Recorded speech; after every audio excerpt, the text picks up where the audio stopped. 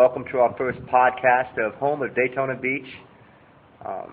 This is our very first effort, and we're hoping to change public perception of the homeless by bringing you interviews with men and women who are suffering homelessness in Volusia County. This is free talk, so the views expressed by our guests do not represent the views of Home of Daytona Beach or any organization that Home of Daytona Beach or its members may be affiliated with. So having said that, welcome Edward Davis. Hello, Brad. Good to be with you today. Pleased that you invited me. It's good to have you, Ed. I think that you exemplify what we're trying to do with Home. We're trying to change public perception of the homeless, and I can't think of anyone who busts the stereotypes of homeless men than you, more than you. To the best of my knowledge, you don't drink, you don't do drugs, you don't smoke. So tell me, what do you do, Edward? I don't have the right to be a homeless person, do I? Don't do any of that stuff. You don't have a right at all to be a homeless person. You can't be homeless if you don't drink and panhandle and carry on. I can't believe that you even allowed you to call yourself homeless. I mean, they haven't even thrown you out yet. But I'm glad you're here. And why don't you tell us a little bit about yourself, Ed? Well, Brad, I came down here to Florida about just over 2 years ago, and I heard about your organization. I heard about Home. Some member of your organization was out passing out flyers at libraries and different places, and I said, well, that sounds interesting. Let me go see what that's about. Because I just did, I came down, I stayed in a motel for 2 weeks, and I ended up homeless. Right? I ended up in the woods. So I said, well, maybe let's see if this organization would be able to help me or whatever. So that's how I got involved with Home. And I got attended a couple of your meetings, and one thing led to another, and of course I joined, and eventually became vice president. You've risen through the ranks of Home of Daytona Beach. It's very easy to rise very fast in the ranks of Home of Daytona Beach. But when I first started with Home, about 2 years ago, no one was talking about shelter except you and a handful of people. No one really seriously was talking about it, trying to get a serious, legitimate shelter in this county, in this city. And now, a little over 2 years later, it seems like we've got everyone talking about shelter. We've got 2 or 3 good plans on the table that we've got to follow up on and see if we can, bring one of them about. But I think we have to take credit for that. I think Home has to take a lot of credit for at least getting this dialogue started. Yeah, well, we've been talking about it for about 3 years now, and you've been a member of Home for two and a half. I signed my paper on April 30, 2011. Yeah, and you've certainly been a big part and been a real big help and a big voice. Obviously, you feel shelter's important then. Well, I mean, where else do you start? If a person is sleeping on a bench somewhere, if they're sleeping in the woods somewhere, I mean, where do you start? I mean, who's going to rent them an apartment? You can't have enough money to rent everybody an apartment. You start with a shelter. That's what everybody does. That's what they did in Dallas. That's what they do in Miami. All over the country, they start with some type of a shelter that gives you a start, gives you a place to go, as you like to say, to get cleaned up, to get rest.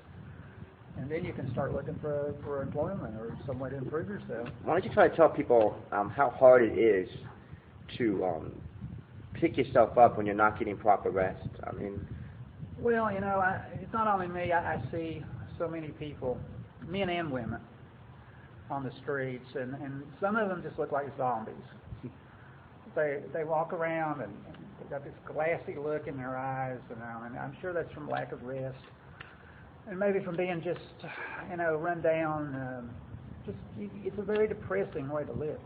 You're a true outdoorsman, so you're a survivalist. You found yourself a little niche somewhere, and you've managed to get 8 hours sleep a night or something, 5 hours sleep a night. But you're a survivalist. But there was a time there when you kind of lost your spot, and you had to kind of find a new spot. Well, that happens, I think, from time to time. You have to move. Yeah, and how did you feel those few days where you didn't get the kind of rest that you were used to? It really affects you, I tell you. You feel the difference. You feel really tired, and you don't feel like yourself. You don't feel like you want to do everything that you really need to do. And I guess all of us spend so much of our day just trying to do the basics. just trying to get them a couple of meals or 3 meals a day. You know, I have to walk a lot. You know, and I have to walk from this place to get 1 meal, and then to go another place to get another meal, and then go back to where you stay at night. There's a lot of travel involved, and it's very difficult to get bathed, to get your food, to get your clothes, things that most people take for granted. You know, they get up out of their bed every morning, they take a hot shower, they get breakfast, Brush their teeth. Put on their clean clothes, and they go off to do whatever they need to do that day. For us, it can take all day to do all that. Find places to do it. I know you know that. How important then do you think a centralized location for services would be, and going all the way around? In this area, I know in Daytona, everything is so fragmented. Everything is so spread out. You know, you've got one church doing something over here, you got a group doing something over here, and a lot of people, especially if you're new in town, or if you've been here for a while and you get home, become homeless, you don't know where to go. You don't know where to get all the services. If we have one central place, one office you could go to and say, here's what I need, and they say, okay, this is available and that's available, and we can get you into this program, I'm sure that would be an enormous help to everybody around here. How many miles a day would you say Oh you boy, walk to do that? I've been asked that so many times. There have been days, I don't know the miles, there have been days that I've walked like 100 blocks in a day. I don't know what that translates into miles, but quite a few, I'm sure. Where I'm from in eastern Tennessee, it seemed like they had the meals more consistent, because the Salvation Army would serve lunch and dinner 7 days a week. And you didn't have to go that far. You knew where to go, and you could at least get those 2 meals. Some other places would serve regularly.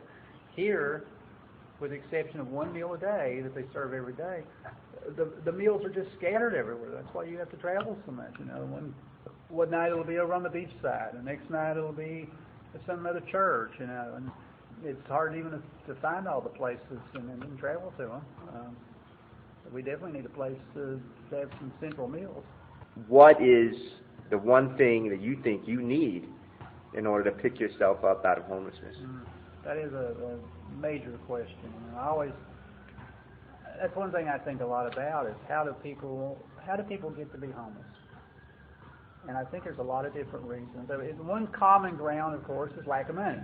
If you had money, you'd go rent somewhere to live. But how did you get to the point you don't have money? Did you lose a job? Did you get a disability? Well, you know, there's a lot of different reasons, and I don't have a clear, good answer to that. When I became homeless, I thought about that myself. You know, what is it that keeps me down? You know, why am I unable to, rise up like, other people have, and get a job and go to work, and I start looking at other homeless people, and it's like I see you and guys who don't have a drinking problem and don't have a mental illness or any kind of substance abuse problem. And I'm thinking to myself, well, why, are they down? And the one common trait I find, and maybe you found this, is there's a severe, in my opinion, lack of self-confidence, a real low self-esteem that happens when you become homeless. How do you feel? I think it can be true, I have seen it. I've actually seen it in you. So, with all the things you do and all the politicians you talk to and the people you associate with, there's still that lack of confidence. Oh, yeah. And I'd have to admit, I have that too. I've seen that in you. I mean, I think we both suffer from that, and I think it's very common in the homeless community that it happens. And one thing I think to myself, you just get burnt out in this country sometimes. It's a very difficult country for some people to live in and deal with all the problems you have in America. If you're not homeless, the things that you deal with when you're trying to work a job and deal with all the issues in America. And some people just I see people every day that just burn out. They said, okay, and I think it's partly what happened to me, that I just said, maybe it's not worth it. Maybe it's not worth all of this. Well, don't give up, Ed. But you end up homeless, So. Do you think it's harder, the longer you stay homeless, the harder it becomes to pull yourself up? I mean, you think it's important to get people quickly off the streets? Well, I'm sure that has an effect. The longer you live that life and you get into that rut, you get into that situation, it's got to be more difficult. And as you get, as you say, as you live that life, you get less and less confidence. Yeah. So, you get more depressed. you get to a point that maybe you just don't even try anymore. I know a lot of people that don't try anymore to try to get a job or anything. They think they'll be turned down, and probably would be. They kind of fall into a rut and a routine, and they just, I guess, generally start to accept their condition. Humans have that ability, don't they, to accept their lot in life, and accept their problems, and at times they don't try to change them as well as they should. And I think that every day it's such a struggle for many homeless people to just meet their basic needs that it's hard to even think beyond that, to think beyond trying to pull themselves, out of the, rut that they're in, off the streets or whatever. Just meeting their basic needs is really difficult. Well, that gets back to what I said earlier about trying to find food and trying to find the things you need. That does take a lot of your time every day. What do you think about the broad definition of homelessness? Do you think it helps, or do you think it hurts? I think it hurts. I think if you could narrow down the definition, if you could focus in on those people that really need the help. You only solve a problem by cutting it into smaller and smaller pieces. You don't solve it by making it a bigger problem. Get the people that really need the help, not the people that already live in. If you're staying on a couch somewhere, you're okay. You're out of the weather. You got a friend that's letting you stay on their couch. That's not too bad.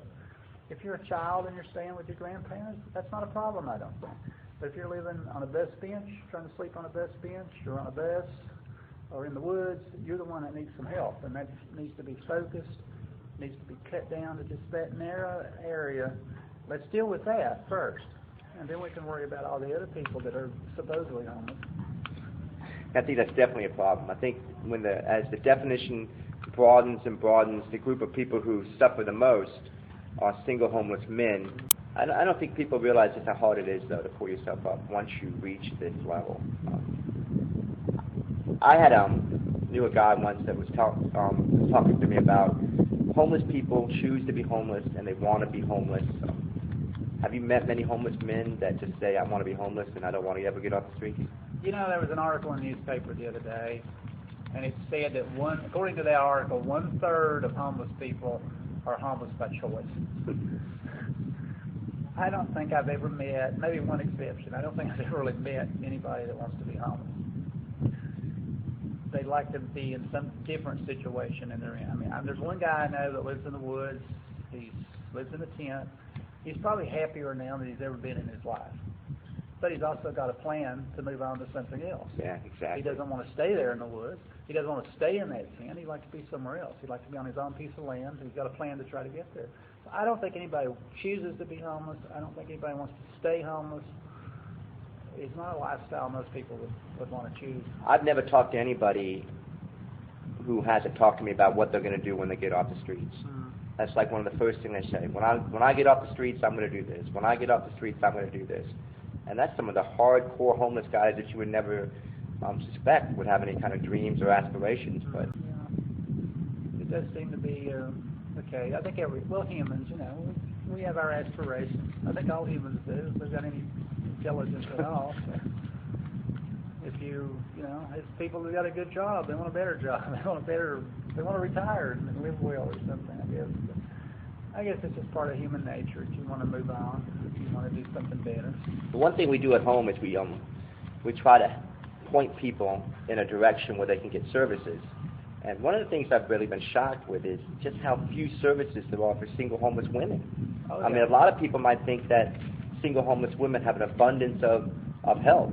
And even single homeless elderly women, there's very few services for them. What do you think about that? I mean, how does homelessness affect single women, in your opinion? Well, you see a lot of young women with children, and they seem to have WIC and welfare and all kinds of things for women with children. But you get a single woman with no small children, and she's probably not a veteran. There's nothing for her that I know about. I mean, there's very little food stamps, of course, but there just doesn't seem to be much help. And I see women like that. I see women I like to help frequently. I think I've seen more mental illness. And there is a lot of, I don't know if it just shows more in women, if it's more likely that women have got mental issues, but it does seem to be the case. They've got drinking issues, they've got mental issues. I think that single homeless women are more isolated because they don't run in groups. They tend to stay by themselves. Yeah. Where homeless men, we have our road dogs and our people we hang out with every day, and we have a camaraderie. I don't see that with single homeless women. I think it really affects them a lot more. Street life affects them a lot more than single homeless men. Would you agree? Well, you see a lot of women that, a lot of times women don't get along very well with each other. The men seem to get along better, and a lot of women tend to argue for whatever reason and all.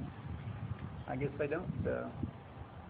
You'd think they would just create some kind of a support group with each other, but I guess maybe they don't. Let's talk about the services in this area. I mean, where would you think there's the biggest, other than shelter? I mean, because we know there's a big gap in shelter. But if you could provide one service along with shelter to the homeless community that's not provided, what do you think it would be? Oh boy, I could go in several areas with that. It's very hard to get a haircut around here. I haven't had a haircut in about a year, and I've been needing one. If you don't have about $10 to go have a haircut, there's really no place to get a decent haircut. Job services, it's very hard. I don't think there's a whole lot of help for people, who's looking for a job. They just basically, well, if you go to some of these so-called services, they say, okay, get on the computer and look for a job. And they don't really help you. They don't really say, well, we'll help you find something. There's a lot of those basic things. I mean, yes, they provide food. Yes, they provide toothpaste. Yes, they provide, you can get a pair of socks. You can get clothes. But if you want to help getting a job, if you want basics like haircuts and things, it's very, very, very difficult around here to find that. That's something I'd like H.O.M.E to eventually get to where we could just help people get haircuts, Help people. Doing your laundry is very difficult. Oh, yes. There's certain organizations around here that say, we let people come in and do their laundry. Well, they do four laundries a day? 4 laundries a day. At 2 locations, they do like 4 people a day can do their 1 load of laundry each. Yeah, yeah. And we've got how many homeless in Volusia County? 2,500 or something? I've heard 2,500, I've heard 5,000. They do 4 laundries a day. They do maybe 20, 25, 30 showers a day. It's very difficult to get a shower. It's very difficult. A lot of these basics. People, again, they just don't think about it. They don't think they're in their nice home, their nice apartment. They get in that nice warm bed at night, and then they get up in the morning, and everything is right there for them. And they do these little basic things that don't take much of their time. They get them out of the way, and then they go to work, or they go out and do whatever they need, and they don't give much thought to all of that. But if you don't have that, that's all you do is think about it. Yeah. And think about how am I going to get the bath? How am I going to get that clean You feel shirt? so much better when you get a shower. I know I do. There's a church in Volusia County that allows people to go on Sunday morning and take showers. And they've got it set up like a locker room, like a ball team locker room.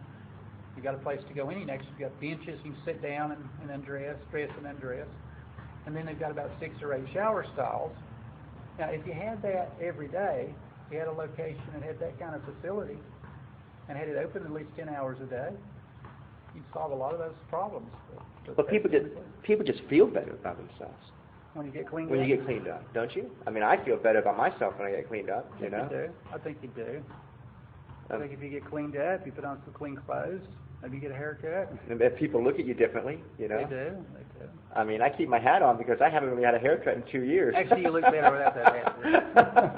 I mean, if I take my hat off, my hair's like everywhere. It's like I know. I mean, I'm not as smart as Albert Einstein, but I sure look like him without my hat on. You saw what happened when I washed my hair a few days ago. It's just sticking out everywhere, and so it's best not even to wash it. I'd also like to see some place for the homeless to go and just be and hang out and rest. A safe place, a safe location that maybe if they fell asleep during the day, they wouldn't get arrested, or thrown out or trespassed. I mean, even at some of these social service agencies, if you doze off, they yell at you, and that's one thing I haven't been able to understand. I mean, we haven't talked about the Daytona Beach sleeping ordinance that you helped get struck down. It said for 40 years you cannot sleep in public, right? And you got that struck down, but you still go to some of these places where they allegedly offer services, even the showers and all. If you doze off, they're on your back. Yeah, no. You can't sleep here. Yeah. They're supposed to be helping the homeless. How's that helping the homeless? You can't sleep here. What does it matter? Let them have a snooze, you know? Yeah, if they're sitting in a chair and they're dozing off, what does it really matter if they're catching a few hours sleep? And that's when they make you or wait. a few moments sleep. They make you wait there for 3 hours while you're waiting on some service they're going to provide, and then they get mad because you doze off for a few minutes, you know, when you're sleep deprived. Yeah.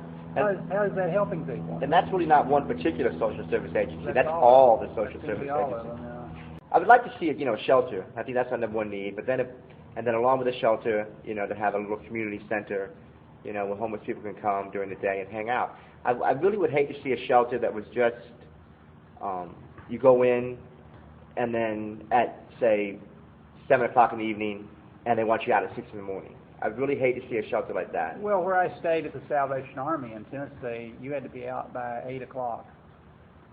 And you could come back, I think it was after, well, it depends. I ended up in the transitional program. They were a little more lenient with the transitional people. A lot of times they just let you come back after lunch, or you could come on in. But you had to leave at 8 o'clock in the morning, except on the weekend. The regular people, I think they had to be out by about 8 and couldn't come back until later that evening. So that is a problem. Where do they go? Sometimes the weather, now this is Tennessee where they have snow, they have low, cold temperatures, so they let them stay in if it was particularly bad out. They let them. So they say, okay, you can stay for a while. But yeah, it would be nice to have a place. Of course, I guess their thought is you should be out looking for a they job. just lay there doing that, then they wouldn't be looking for a job or anything. But at least you have a place to stay. And, I personally think that there's some homeless people that they're not going to get a job. I mean, it's just, they don't even have, I don't think they have the capacity to do it. I don't think that they are marketable. I don't think they can, it's just not in their future a job. Well, I know you could name people, and I could name people. But we won't. We won't. But I don't see how they hold a job. I don't see how they get a job, either for mental reasons or alcohol problems or history of, whatever, I don't see them getting a job. They probably haven't had jobs in years. How do they suddenly get a job and make money, So what would you say to those that say, well, we just don't want to waste a bed on them? Why waste a bed on them? Why waste a spot on guys who aren't going to be able to pick themselves up? Well, what's the alternative? We waste a best bench? we leave them in an alleyway? We leave them out trespassing somewhere? That's the alternative. We pick them up off the streets and... We waste a jail cell on them? Yeah. That's the alternative. Or we bury them somewhere in a nice little... I guess that's what everybody wants. Cemetery? We'll bury them in Potter's grave somewhere and be done with them. But the only alternative is to give them some sort of a shelter, some place to stay. And as you're very fond of saying, sleep is not just a civil right, it is a human right. I did say that at some Very point. good. Actually, did Very say good that. quote. I think I've borrowed that a time or two. I think you put it on your blog or somewhere. Put it everywhere. I think that's a great quote. Don't we have a moral obligation to shelter him, to give him a safe place to sleep, to ensure that he won't end up dying on the streets? I don't think anyone should ever die on the street, ever. Well, but who's responsible? Is it government responsible? Is it social service agencies? Is it churches? Who should take the responsibility for that? Well, I think a lot of these churches could do a lot more than they're doing. We talked to a county council member not too long ago, and she pointed out that a lot of churches out there, they're asking the county for money to do things. Why don't they pony up some of the money on their own, to help pay for this? I don't disagree with that. But, and there's a church or two that does help, but around here you just don't see a lot of help from anybody. I don't know what the solution is, unless you do what they've done in a lot of other communities and come up with a real shelter. I don't know what the solution is. Let's talk about some of those communities. Let's talk about what they did in Miami. What do you think about what they've done down there? Well, what I understand of Miami, and again, it goes back to government, it goes back to a new tax, and I love taxes. But they did something about it. They got a source of money. They set up shelters, just what we're talking about. They didn't, you know, they didn't just say, well, you got to sleep in the woods. They set up shelters. That was the first step. And then they got the counselors to come in and help the people that can be helped. I don't know any other way you can do it. Apparently, they say they've reduced their homeless problem from 8,000 down to 800. That's amazing. I don't know if I can believe that. I mean, can you even do that? Can you even accomplish? Maybe you do accomplish it if you try. I find this hard to believe too, but they actually house families with degenerate single homeless men. Can you believe that? Okay. I don't mean that, but you know what I'm saying. You know, so many people think that's a taboo. You can't house single homeless men with anywhere near families. You know. What about Pinellas County? Are you familiar with Pinellas County? Safe Harbor. Well, I'm told they've got one facility called Safe Harbor, and then they've got some other shelter facilities. But again, they've had a change in attitude. They've said, let's instead of throwing people in jail, let's give them an alternative. Let's take them to this shelter facility if they commit some minor offense, and we can debate whether those should be offenses or not. But if they commit some minor offense like trespassing or open container of beer, they apparently give them a choice. Instead of going to jail, they can go to a shelter. And people also can go to that shelter before they get charged, as I understand it. So, you know, that is a saner way of dealing with the problem. A lot of communities that have had success have had to first change their attitude. And when I say change their attitude, I mean among the government, among the police, maybe among the general public.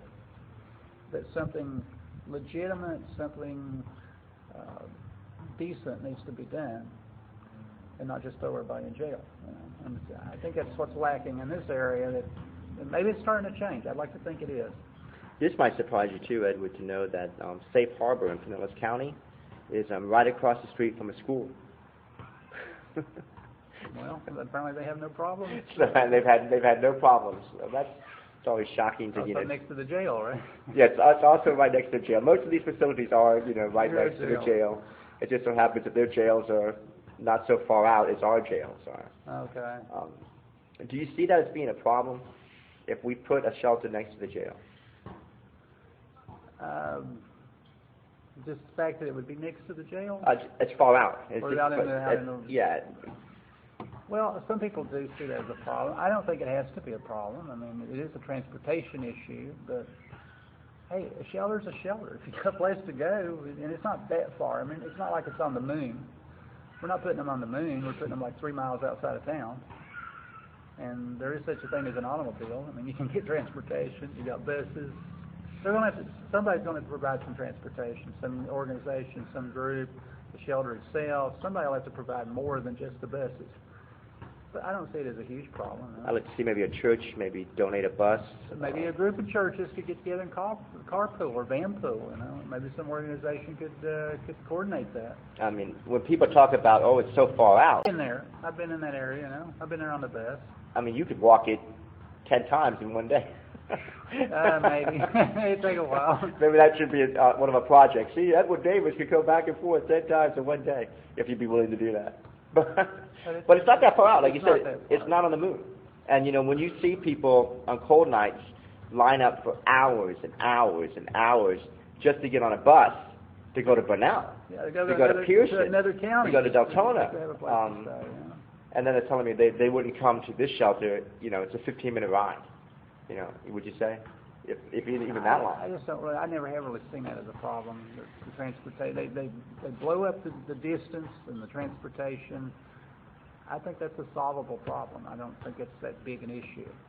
I've heard the location. I've heard them say, "Well, there's a bunch of snakes out there, and it's a swamp, and it's well, they got the jail out there. Do they have a lot of snakes in the jail cells?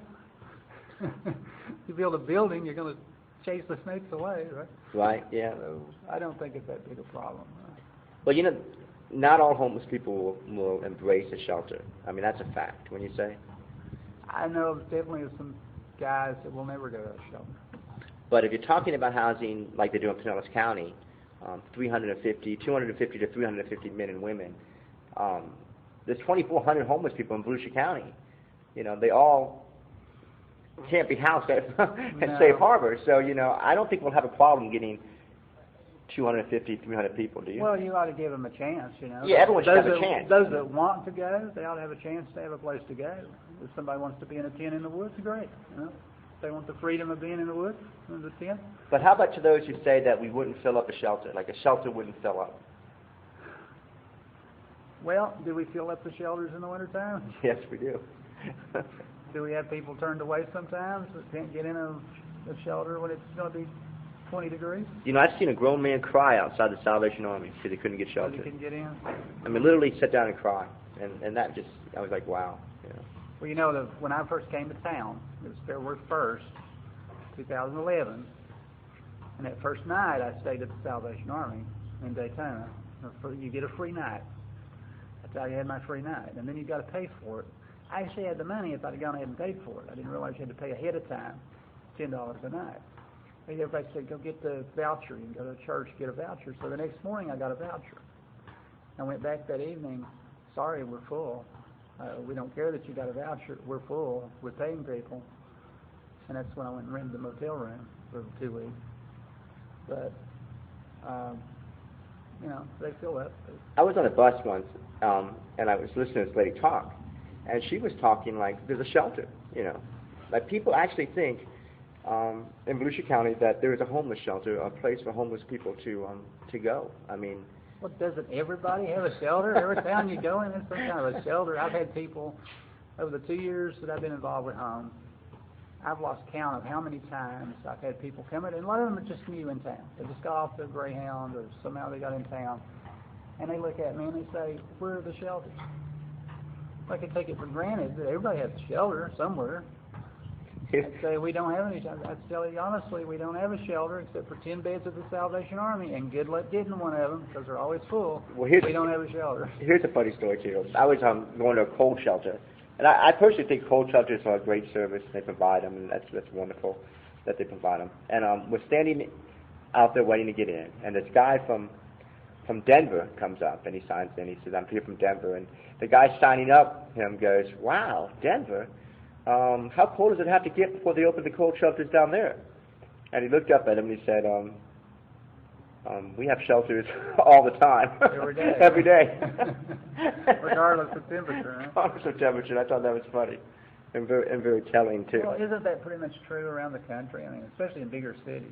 If you go to New York or Boston or somewhere, they have shelters all the time, right? I mean, they don't wait for the temperature to drop.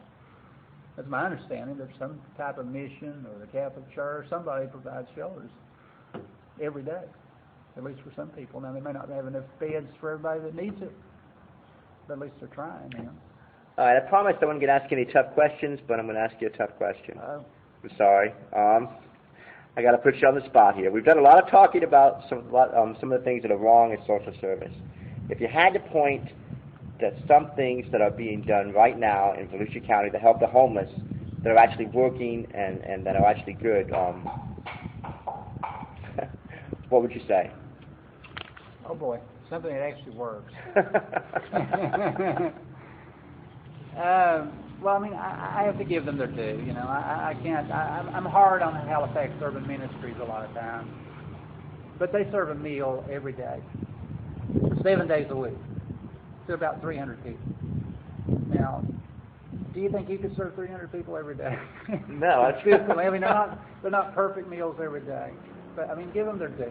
I know how to make one thing: Spanish rice. So you eat that 7 days a week, Spanish rice. It can't be easy to serve 300 people every day. 7 days a week, almost 365 days a year. There's like 2 days a year, the holidays that don't serve, somebody else serves. I mean, I'll give them their due. I mean, I don't think they do a lot of other things as well as they could. They do that pretty good. And if you count the Star Family Center, they sometimes get close to 400 people. Okay. A day. People that stay in the people that center. the families that stay there. I haven't ever been to her, but Nurse Jenny. I've heard good things about Nurse Jenny, that she does help people. Nurse Jenny helps people a lot. As a matter of fact, when I first, well, not when I first became homeless, but I used to work out of the labor halls when I was in a little better shape than I am right now. And I remember one time I dropped one of those huge dasher boards on my foot, and smashed my foot, and I had to go get Nurse Jenny had to bandage it and clean bandage on it. Anyone who's seen my feet there, that couldn't have been an easy job. So yeah, Poor lady. Nurse Jenny does a wonderful job. The things nurses have to do for people. But those are the two things that come to mind. I don't know as I said before, so many things are fragmented. I mean, they may be good in what they do, but they may do it once every 2 weeks, one time, give you a meal one time. Or they may hand out clothes once a week. And they may be good at it when they do it, but they don't do it very often or very consistently. I like the iDignity program. Where you can get your ID replaced, Sure. or your birth certificate, or I think whatever that's a wonderful program. I mean, I know I lost my ID, and I had to go through to get it back, and it works. And you know, an ID is very important. It is anymore. I think it was on the Big John radio show. This guy called in and said, you know, there's no law that says you have to have an ID. Yeah. Well, he doesn't live in Volusia County. I don't think it is a law, but... Well, actually, the ACLU says you don't even have to show them your ID if you ask them, if they ask you for it. So... what happens if you don't? Well, I don't know. I think you get resisting arrest without violence or something like that. I don't know. Who knows what they can do to you?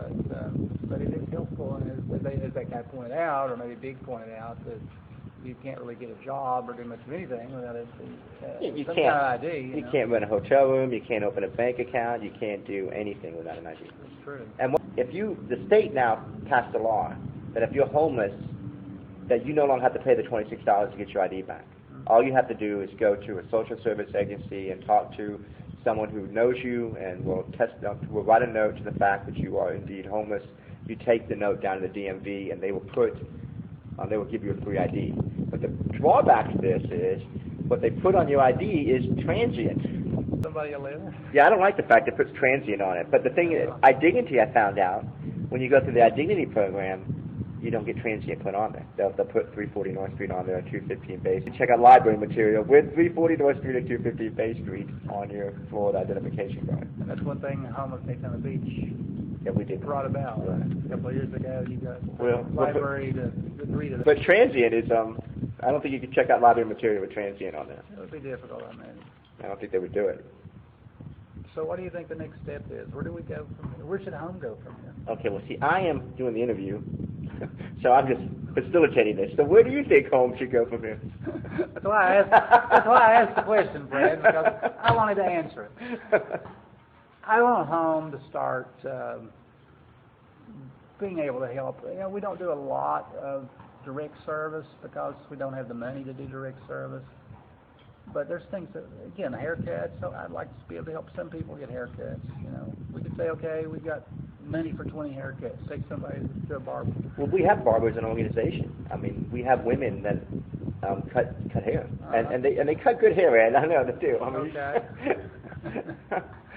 I hear people say, I heard one the other day say, you know, I came somehow, however he ended up in town. He said, I feel trapped. I feel stuck here, and I can't get out. I would really like for H.O.M.E to be able to get people Greyhound bus tickets. You know, there's a few people that feel like they can do something better somewhere else. Do you think help them get out? Do you think there's a greater need for outreach? There's always a need for outreach. If you don't have, certainly if you don't have a shelter, you've got to have. It'd be nice to have people to sit down with people that have needs and try to determine what those needs are. Some people don't even know what their needs are. I personally think there's no outreach at all in Volusia County into the homeless community. I don't know much. No. I don't think any organization does it. I think that's where we really need to focus our efforts. If I may answer the question with H.O.M.E, we need to focus on being a group that really outreaches into the community and provides information that helps the men and women who are suffering, you know, get the help they need. Of course, the other side of that is if you're providing information, there's got to be somebody providing the service. So we can only provide the information about the services that are being provided, Ed. So we can't make stuff up. No, we have to provide it ourselves. It's not being provided. But you know, there's a lack of everything here. I mean, that just shows. That right there shows. That question shows the lack of everything in this county. How really practically nothing is being done. I mean, we read a lot about certain organizations doing everything. Oh, they do so much for everybody. But then you start to break it down, and yes, they help 4 people get laundry a day, or they help 20 or 30 people take showers out of 2,500 people. You know, I mean, is that really meeting the need? You know, even 300 meals a day If you've got 2,500 people, where are the other 2,700 or 2,300 people? Well, Where do they eat at? You know? the problem I see with social service is when I talk to men and women who are involved, and I think there are a lot of good people who are involved in social service. I think they really do, want to make a difference. But I've talked to a lot of them, and they say, well, we got to take little pieces of the pie. And the problem with taking little pieces of the pie is you never really dig into the pie and eat the whole pie, And you can nibble around the edges, but you're never going to get anything done until you really dig into that pie. And that's why I think a centralized shelter with centralized services is the answer, and we'll really start digging into the pie. Well, that's all. It's always been. I've always read that and heard that you have to solve every big problem by taking a little piece and another little piece, but you have to keep taking pieces. You can't just take one little piece and say, okay, we solved the problem. You got to keep taking the pieces until you solve the problem. That's one thing that's lacking. And one thing also I hear a lot: the scattered housing approach is the way to go. Centralized shelter. We don't want to throw them all out there in a centralized shelter approach. Scattered housing. And I say this: I say, go ahead, do scattered housing approaches. Help those who you can put into their own house. Put them into their own house. If they have a mental disorder or a disability and you can house them, if they're a veteran and you can house them, go ahead and do it. But let us shelter those who the current programs don't reach out to, which is about, I'd estimate about 75% of the homeless community. Well, they've talked about, I think with the safe harbor proposal, they talked about helping 250 people, right? Have 250 beds. Did some math the other day. If you could find an apartment for $600 a month with utilities, maybe you could do that, right? I mean, you could possibly find an apartment. That's $7,200 a year. 250 of those apartments would run you $1.8 million. So if you don't want to build a 250-bed shelter, go get 250 apartments for $2 million, let's say. Okay? If you want to come up with the money, I'm fine with it. We're lucky if we're going to get a mat on the floor. If these agencies want to fund the scattered approach, fine. Put some money behind it. I mean, I don't even think $2 million is all that much for a government agency if you come right down to it, or a social service. I'll sign up for that. I'm perfectly happy to give everybody an apartment if you want, but let's do something, Let's not just keep talking about it. I think I said recently, if I had a penny for every word that's been said about the homeless problem in the last 2 or 3 years, I'd be having dinner with Donald Trump. Yeah. And I'd be paying for it. And that's another problem. You see, these people, they come out and they say, we have to do it this way, have to do it this way. And you say, well, that approach is not helping 70% or 35% of the homeless, street homeless population. We got to say street homeless population. Are not helping 75% of the street homeless population. What do we do about them? And they say, they don't know. No so if you don't have an answer, then... But it's, in a way, it's our answer, right? But they just don't know what to do. We know what to do. Centralized shelter with centralized services. We've almost done an hour. Can you believe that? No. You told me it would be 30 minutes, Brad. Well, you did an hour. The Save Docket, I think, is doing a wonderful job. With the Save Docket, I believe they withhold adjudication, and you can do community service in lieu of a fine. So I think that's they're doing really good work over there. Well, I don't know if you want to get into this, but we got 4 minutes.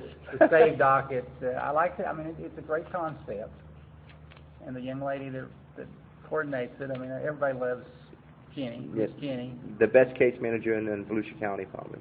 She is. I've never met anybody that didn't like her when I met with her and dealt with her.